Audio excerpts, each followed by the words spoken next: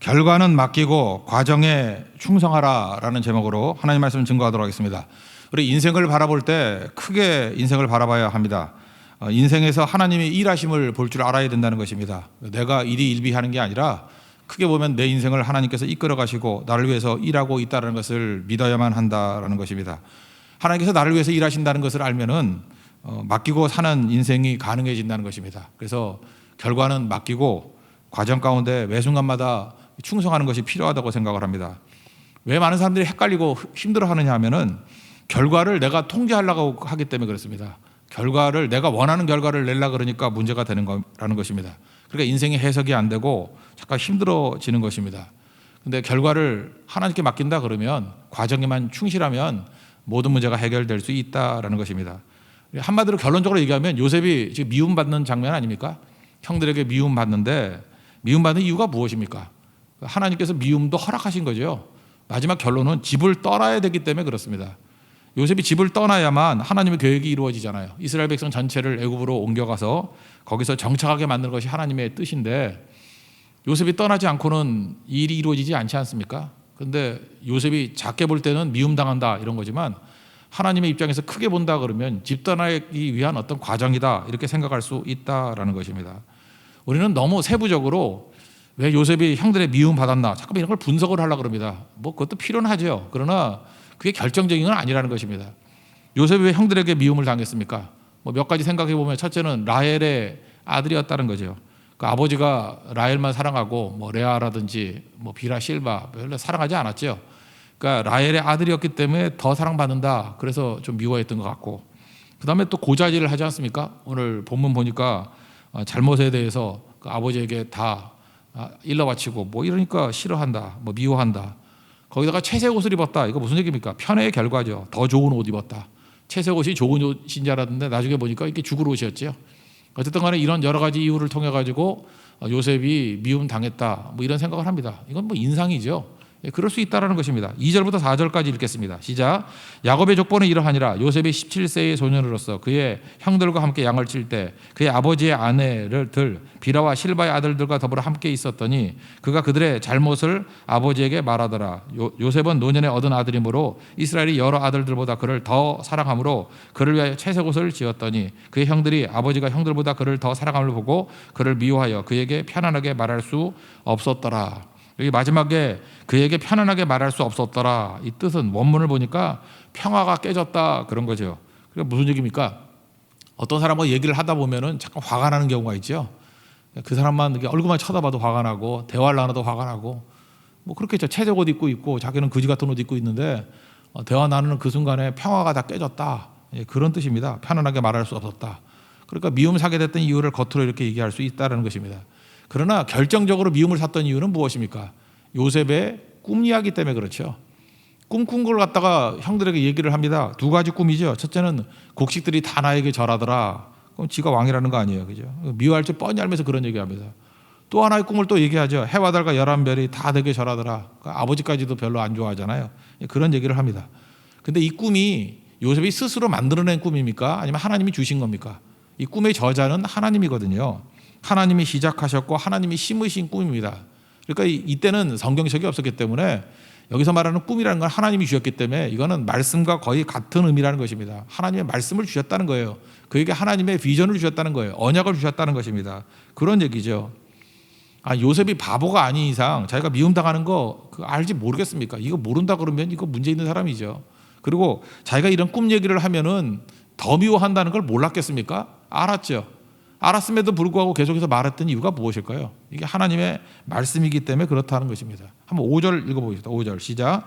요셉이 꿈을 꾸고 자기 형들에게 말하며 그들이 그를 더욱 미워하였더라. 이거 몰랐겠어요? 말하면 미워한다는 거 다 아는 거죠. 우리도 마찬가지입니다. 성도들이 이 땅을 살아가면서 그냥 예수 믿는 거 속이고 그냥 이렇게 조용히 있으면 욕 안 먹는다는 거 다 알아요. 근데 굳이 예수 믿는다 그러고 전도하고 그죠? 이게 십자가 부활을 증거하고 이러면 여러분 결과적으로 미움 산다는 거 모릅니까? 그러면 미움 산다고 안 할 거예요? 그 충실하게 하나님께 명령이라고 하면 해야 되는 거 아니겠습니까? 우리는 많은 순간에 결과를 예측하고 행동하는 경향이 있다라는 것입니다. 근데 그 결과라는 게 뭐예요? 내가 원하는 결과죠. 내가 원하는 결과가 나오면 행동을 하고 내가 원하는 결과가 나오지 않으면 안 한다. 그럼 내가 주인 아닙니까? 내가 다 판단하는 거 아니에요? 결과는 주님의 것이에요. 결과는 주님께 맡기는 겁니다. 주님께서 내가 지금 해야 될 일을 하라 그러면 그냥 하는 거예요. 결과는 내 생각과는 다르거든요. 하나님의 영역이기 때문에. 그래서 과정에 대해서는 충성하는 거고 결과는 주님 앞에 맡기는 거. 이런 게 되게 중요한 거죠. 여기 요셉의 입장에서 볼 때 꿈 얘기, 하나님 말씀에 대한 얘기를 다 했습니다. 그러면 형들이 미워한다. 여기까지는 예측이 됐을 것 같아요. 근데 미워한다. 그 다음은 예측 못했겠죠. 그래서 집을 떠나게 된다. 노예로 팔려서 집을 떠나게 된다. 그래서 나중에 애굽에서 구원의 큰 그릇으로 준비될 것이다. 이게 하나님께서 예측한 결과잖아요. 근데 여기까지 요셉이 이 당시에 알았을까요? 몰랐을 거라고 생각을 합니다. 그러니까 무슨 얘기예요? 신앙이라는 것은 과정을 믿는 거예요. 과정이 주님과 동행하는 것이지 결과를 내가 원하는 결과 나오면 하는 것이고 내가 원하는 결과가 안 나오면 안 한다. 그건 믿음이 아니라는 것입니다. 그래서 결과는 맡기고 과정에 충실한 거, 그게 신앙이라는 것입니다. 결과는 내가 책임질 것도 아니고요. 결과는 내가 조절할 수 있는 것도 아니고 결과는 내가 예측할 수 있는 것도 아니라는 것입니다. 내 인생의 결과 내가 압니까? 하나님이 인도하시는 거예요. 하나님이 결과를 주시는 거지 내가 결과를 낳는 게 아니라니까요. 그럼 내가 할 일은 무엇입니까? 이 과정 속에 지금 동행하시는 하나님 앞에 충성하는 거, 그게 꼭 필요하다는 것입니다. 이거 비슷한 얘기들이 성경에 되게 많이 나오는데 사도행전 20장에 보면요, 사도 바울이 밀레도에서 에베소 장로들과 헤어지는 장면이 나옵니다. 그때 뭐 여러 가지 뭐 예언 듣기도 하고 또 사도 바울도 알았어요. 바보가 아닌 이상. 거기서 많은 사람들이 말렸습니다. 예루살렘에 올라가지 말라고. 예루살렘에 올라가면은 핍박이 있고 잡혀 죽는다고. 그때 사도행전 20장 22절에 바울이 이렇게 얘기해요. 내가 예루살렘에 올라가서 무슨 일을 당하는지 알지 못하노라. 그렇지만 성령께서 내게 말씀하시기를 결박과 환란이 나를 기다린다고 하셨다. 그러니까 안 거죠. 지금 예루살렘 들어가면 결박과 환란이 기다린다고 하는 걸 알고 있습니다. 그렇지만 그 다음에 어떤 결과가 나올지 모르잖아요. 그러니까 맡겨버리는 거죠. 그리고 뭐라고 얘기해요? 24절. 내가 달려갈 길과 주 예수께 받은 사명 곧 하나님의 은혜의 복음을 증언하는 일을 마치려 하면은 나의 생명조차 조금 더 귀한 것으로 여기지 않겠다. 그러니까 충성 다하겠다 그 얘기 아니에요. 과정에서 충성 다하겠다. 결국 환란과 결박이 있었지만 나중에 로마까지 가게 되는 일들이 벌어지잖아요. 그 결과는 하나님이 하시는 거지 그게 바울이 결정하는 문제가 아니라는 것입니다. 우리 초대교회도 마찬가지 아닙니까? 그 성경 충만해가지고 말씀을 증거했습니다. 그랬더니 관원들이 와가지고 말씀 전하면 잡아간다 그러고 하지 말라고 말립니다. 그때 뭐라고 얘기해요? 내가 너희들 말 듣는 것, 하나님 말씀 듣는 것 무엇이 더 옳으냐? 그렇게 묻잖아요. 우리는 보고 들은 것을 말하지 아니할 수 없다. 4장에 나오지 않습니까? 그게 사도행전에서의 태도라는 것입니다. 그러니까 성도가 가져야 될 태도가 뭐예요? 지금도 우리가 가져야 될 태도가 뭐예요? 우리는 너무 결과에 예민해요. 이게 머리가 별로 좋지도 않으면서 맨날 상상만 하는 거예요. 내 결과가 어떻게 될 거다, 어떻게 될 거다. 그러니까 맨날 걱정과 두려움이 떠나질 않는 거죠. 결과의 영역은 하나님의 영역이라니까요. 하나님께 맡겨야죠. 합력하여 선을 이루시는 분이 아닙니까? 날 사랑하시고 내가 순종만 하기만 하면 가장 좋은 길로 이끄시는 분이 하나님이신데 왜 결과 갖고 신경 쓰냐고. 결과는 하나님께 맡겨버려야죠. 내가 신경 써야 될 건 뭐예요? 지금 동행하시는 주님 앞에 충성 다하는 거예요. 그게 과정의 믿음이라고. 과정. 그게 중요한 거 아닙니까? 다니엘서에도 보십시오. 그 3장에 보면은 다니엘의 세 친구들 나오잖아요. 뭐 신상이 잘하지 않으면 뭐 풀뿔에 들어간다면서요. 그때 그들이 뭐라고 얘기해요? 왕이 뭐 저라 할래 안 할래 그랬더니 대답할 필요도 없습니다. 그리고 뭐라고 얘기해요? 하나님이 계셔서 맹렬히 타는 풀목 가운데서 우리를 능히 건져내신다고. 그리고 뭐라고 얘기해요? 그리 아니하실지라도 우리는 왕들의 신을 섬기지도 아니하고 금신상에 절하지도 아니할 줄로 알으라고. 무슨 얘기입니까? 결과는 주님께 맡겨버리는 거잖아요. 그들이 뭐 푸른 뿔에 들어갔다가 뭐 예수님과 함께 걸어 나오는 거 알았나? 몰랐죠. 결과는 맡기는 거 아닙니까? 그리고 오늘 이 순간에 과정에 있어서 충성을 다하는 거, 그게 신앙이라는 것입니다. 그러면 오늘도 이렇게 중요한 메시지를 우리에게 주고 있습니다. 그죠? 하나님께서는 하나님의 목적을 이루기 위해서 오늘 순종하기를 원한다는 거예요. 우리 끝을 잘 모릅니다. 근데 하나님이 사용하시는 게 뭐예요? 심지어 미움조차도 사용하신다는 거예요. 미움을 사용하는 목적이 무엇입니까? 집 떠나게 만드는 거. 그 다음에 하나님의 놀라운 일을 이루신다는 거. 우리는 결과를 알고 있으니까 이걸 다 깨닫게 되지만 이 과정이 있을 때 요셉이 이걸 알았느냐 몰랐다라는 것입니다. 결과는 맡기고 과정에 충성했을 때 하나님께서 이런 거룩한 길로 이끌어 주셨다는 것입니다. 오늘도 결과는 주님께 맡기고 우리 과정에 있어서 충성 다할 수 있는 믿음의 종 되기를 축원합니다. 그러면 또 한 가지 두 번째 단계에서 그러면 이 과정에 대해서 충성하는 사람이 중요한 게 뭐냐면 그래서 태도가 중요하다는 거예요. 태도가 너무너무 중요하다는 것입니다. 그 태도가 순종하는 태도예요. 여기 형들이 지금 양떼를 이끌고 어딜 갔냐면 세겜으로 갔다고 얘기를 합니다. 세겜의 추억이 있죠. 세겜이 어떤 곳입니까? 세겜에서 그 딸 디나가 그 욕을 보이고 그거 복수한다고 시몬과 레이가 가가지고 그냥 다 죽여버렸잖아요. 세겜의 추억이 뭐예요? 학살의 추억. 그리고 또 나머지 형제들 데려가가지고 거기서 노략질하고. 그래서 그 야곱이 깜짝 놀랐잖아요. 우리 멸족될 위기에 처했다. 그래서 35장에 보면은 베델로 올라가자. 그리고 하나님의 도우심으로 간신히 살아난 그런 경험이 있지 않습니까? 근데 그 몇 년 지나지 않았어요. 그런데 지금 여기 헤브론이거든요. 남쪽 헤브론 산지에 있다가 아마 가뭄이 왔던 것 같아요. 그래서 풀 뜯어 먹으려고 그랬더니 풀이 없으니까 이게 세겜까지 올라간 거예요. 거기 좀 풀이 많고 물이 많으니까. 그러니까 위험하죠. 그러니까 아버지 야곱이 걱정이 안 됐겠습니까? 아니 그 사람들 죽이고 했던 얼굴 다 알고 있는데 이놈들이 또 세겜에 가가지고 풀 뜯게 만든다 그러니 위험하지 않을까. 그래서 요셉을 보냅니다. 그죠?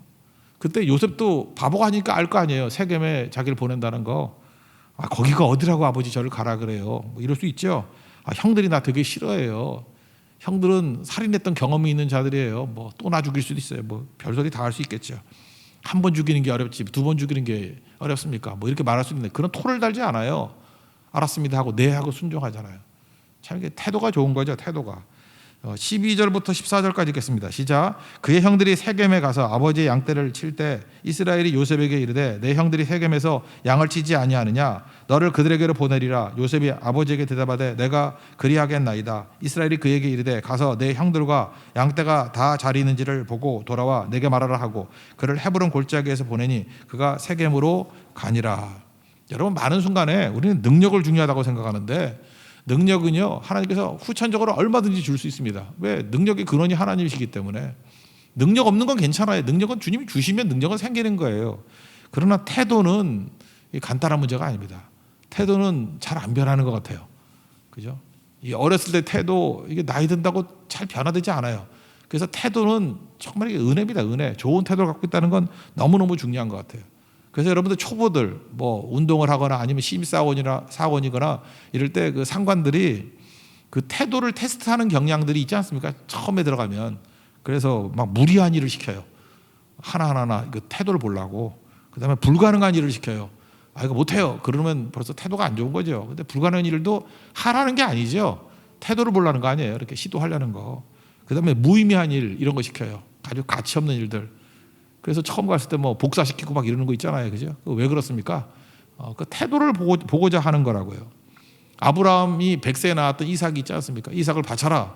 그것도 일종의 태도 보는 거 아니에요? 아브라함의 태도. 네가 정말 나를 믿고 의지하는지 알았다. 그 태도가 좋다. 그런 얘기죠.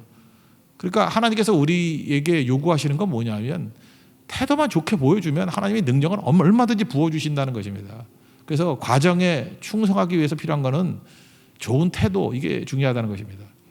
그래서 태도를 보시고 난 다음에 달란트 비유에서 나오잖아요. 내가 작은 일에 충성하였으니 보다 큰 것을 맡기겠다. 그러니까 태도 보고 엄청 맡기겠다 그런 얘기 아니에요. 그러니까 우리가 작은 일에도 이 좋은 태도를 가지고 충성 다하는 거 이게 너무너무 중요하다는 것입니다. 그래서 성경을 보면 그 심부름 시키는 일이 많아요. 요셉도 지금 심부름 시키지 않습니까? 근데 그 되게 충성스럽죠. 세겜에 가라 그랬더니 순종하고 갔더니 없잖아요. 없어 그 열심히 알아보잖아요. 뭐 없습니다. 그렇게 돌아버리면 되는데 열심을 다해서 최선을 내서 알아보잖아요. 그래서 거기 사람이 도단으로 갔습니다. 그게 그 도단까지 가지 않습니까? 만약에 이렇게 열심히 찾아다니지 않았다 그러면 도단까지 찾아가지 않았다 그러면 이렇게 구덩이에 빠지고 죽지도 않았을 거라고. 그런데 요셉은 태도가 너무너무 좋죠. 맡길만 하죠. 이런 사람은. 똑같은 게 다윗에게도 나오지 않습니까? 다윗에게도 형들 3명이 그 전쟁터에 나갔을 때 아버지가 심부름 시키잖아요. 1, 2, 3번이 나갔으면 왜 8번이 가야 됩니까? 4번, 5번 시켜도 되는데 그 나머지 아들 가운데 그래도 제일 신실하고 태도가 좋으니까 믿음직하니까 다윗 보낸 거 아니겠어요? 다윗 보냈는데 내가 막내인데 왜 가요? 이럴 수 있죠. 4번, 5번, 6번 있는데 왜 내가 가야 됩니까? 8번인데 뭐 이렇게 나쁜 일은 맨날 나 시키고 뭐 좋은 일 시킬 때 부르지도 않고 뭐 얼마든지 그럴 수 있잖아요. 근데 다윗은 그러지 않았다라는 거예요. 요셉하고 똑같죠. 가라 그랬더니 그냥 순종하고 가죠. 그것이 골리앗을 물리치게 되는 계기가 되고 그것이 왕으로서 세움받게 되고 이스라엘 영웅이 되는 계기가 되지 않습니까? 그러니까 무슨 얘기? 태도가 좋으면은 그 다음부터 길이 열리게 된다라는 것입니다. 지금도 보면 그래요. 태도가 나빠요. 뭐 작은 거 시키면 나를 뭘로 보고 뭐 이런 사람이 있고요. 그 다음에 뭐 대충 하려고 그러는 사람들이 있고. 그럼 그 싹수가 노란 거죠. 그죠? 그 왜 그래요? 그 사람은 과정에 믿음 가질 수가 없는 존재예요. 맨날 되지도 않는 머리 가지고 계산기 튕기는 거죠. 계산기는 누르는 건가? 예, 계산기를 누르는 거죠. 눌러가지고 자기가 원하는 결과 나오면 하고 안 나오면 안 하고. 그러니까 자기 범위를 못 넘어서는 거죠.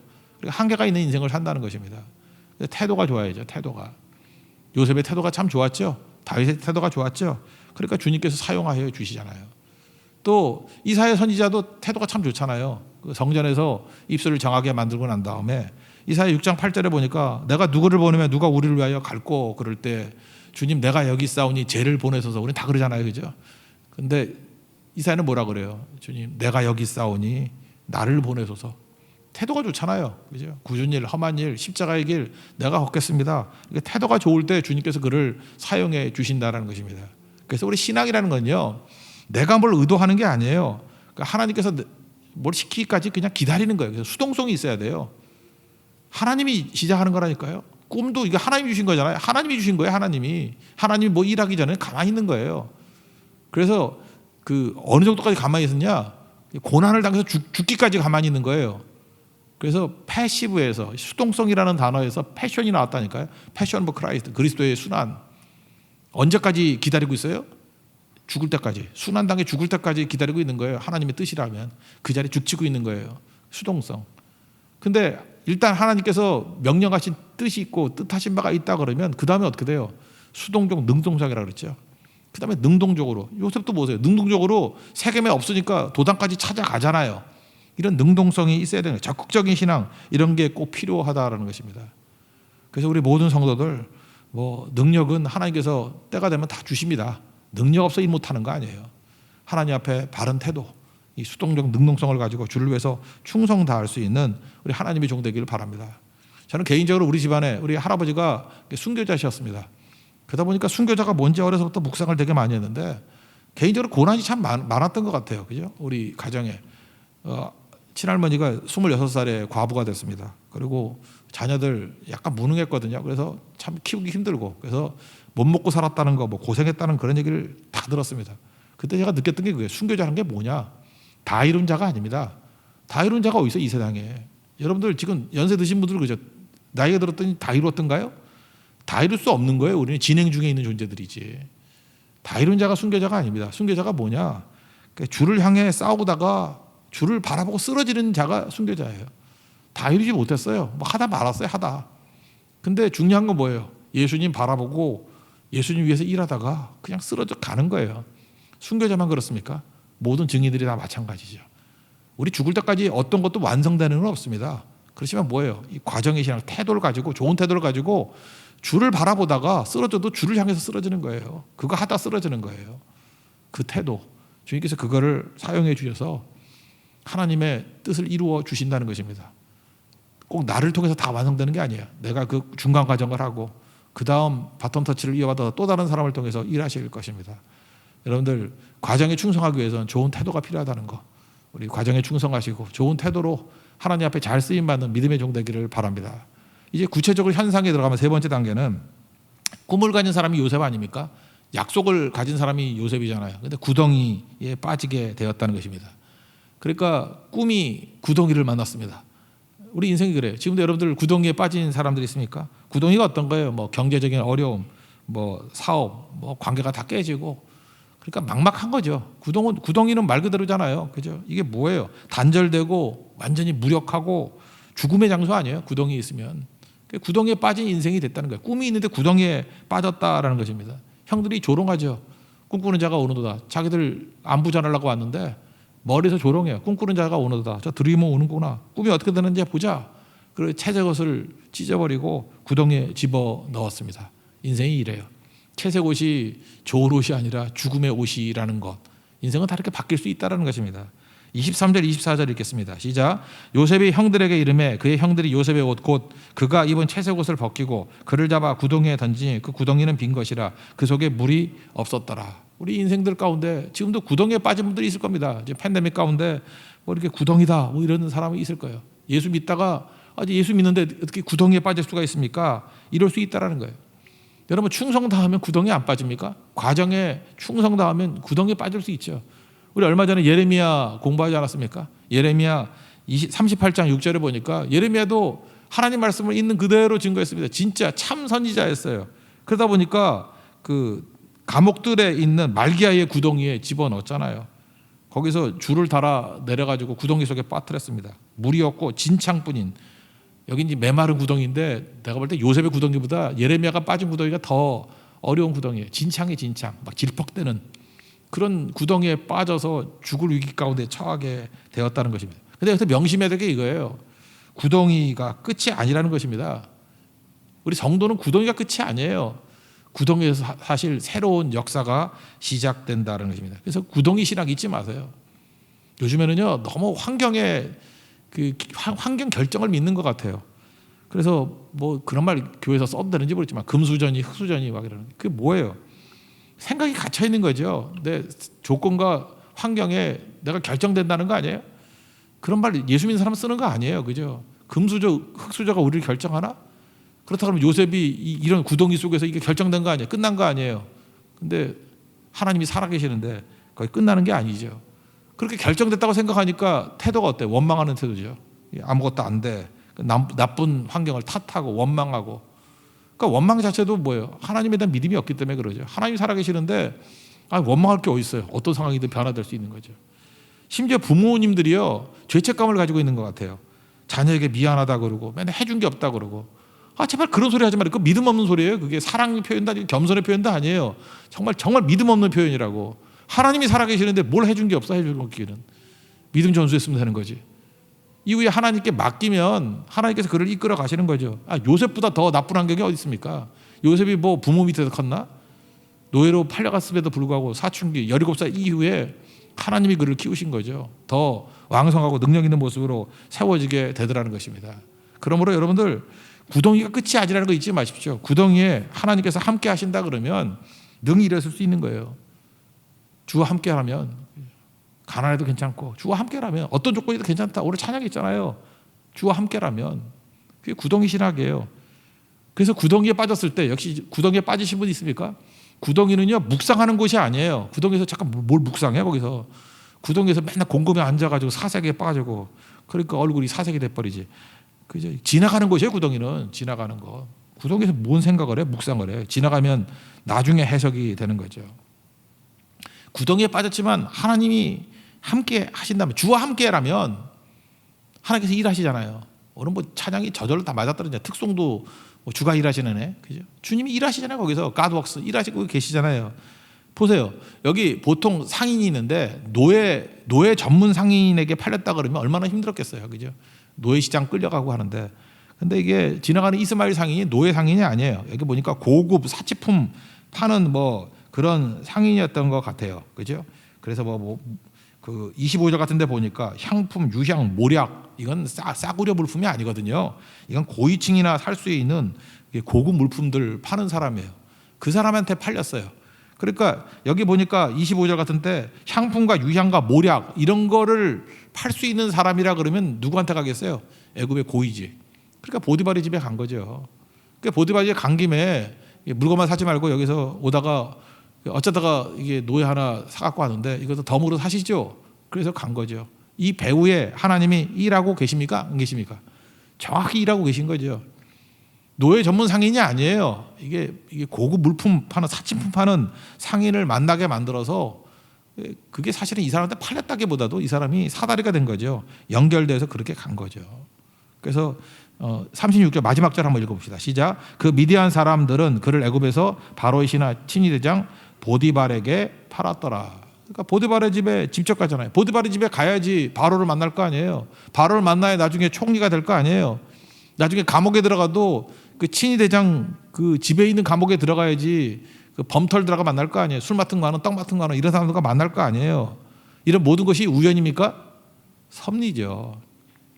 그래 잊지 말라고요. 내가 지금 구덩이에 빠져 있는 것도 하나님의 섭리 중에 하나고, 구덩이에 빠져나와 가지고 팔려가던 뭐 어느 집에 가던 하나님이 졸거나 주무시고 계신 게 아니에요. 세밀하게 다 하나님의 마지막 결론을 맺기 위해서, 결과를 맺기 위해서 하나님이 인도하시는 사다리의 한 부분이라는 것입니다. 그러니까 걱정할 거 없죠. 그래서 다 끝나고 난 다음에 우리가 믿는 게 뭐예요? 아하 하고 끝나고 난 다음에 깨닫게 돼요. 구덩이에서는 몰라요. 아하, 하나님께 그랬구나. 만약에 요셉 보세요. 총리가 되고 난 다음에 생각할 때, 아, 그래서 집에서 내가 미움 사게 만들었구나. 그래야 집을 떠나지. 아, 그래가지고 내가 구덩이에 들어갔구나. 아, 그래가지고 이스마엘 상인에게 팔렸구나. 아, 그래가지고 내가 보디발의 집에 왔구나. 아하, 그 아줌마가 유혹에도 내가 거절했더니 그래서 감옥에 들어가서 범털들 다 만났구나. 아, 그래서 내가 바로에게 왔구나. 아, 총리네. 이렇게 된 거죠. 그리고 이거 언제 깨달아요? 사전에 잠깐만 깨닫는다고 생각하지 말라고요. 우리가 3가지 단계가 있다 그랬죠. 들으라, 2번째 따르라, 3번째 깨닫게 되리라. 깨달으면 맨 마지막에 오는 거예요. 내가 사전에 다 깨달아야만 하겠다, 알고 가는 게 아니야. 믿고 가는 거지. 그러면 내 수준이잖아요. 내가 원하는 결과에 묶여 있는 거 아닙니까? 그게 무슨 신앙이에요? 아무것도 아니죠. 그러니까 우리는 기대가 되는 거예요. 내가 예측하는 결과보다 언제나 커요. 그래서 기대가 되는 거예요. 나는 이런 게 예측이 되는데 그게 아닐 거 알아요, 벌써. 그리고 얼마나 기대가 돼요. 내가 예측해도 대단한 게 나타날 것 같은데 그보다 더한 게 나타난다 그러면 기대가 되는 거죠. 놀라운 것이 있는 거죠. 이게 하나님 나라의 꿈이에요. 지상명령이 뭐예요?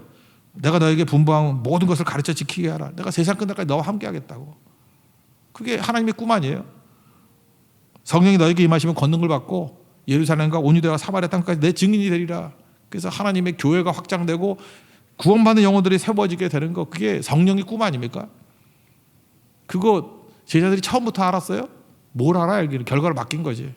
그 과정 속에서 순종하고 보고 들은 것을 전하지 아니할 수 없다라고 순종했을 때 놀라운 성령의 꿈들이 이루어지게 되더라는 것입니다. 이게 성도들이 가야 될 길이라는 거예요. 오늘 37장에서 크게 보는 인생이 되었으면 좋겠습니다. 하나님 여러분 사랑하심을 믿습니까? 여러분 인생에서 별과 같이 빛나는 영광된 결과가 나타나게 예비하시는 분 믿습니까? 그렇다 그러면 내가 할 일은 뭐예요? 결과를 맡겨버리고, 결과는 무조건 좋아요. 하나님이 최고의 것을 주시는 거라고. 과정에 믿음 가져야 됩니다. 과정에서 충성을 다하는 종 되기를 원합니다.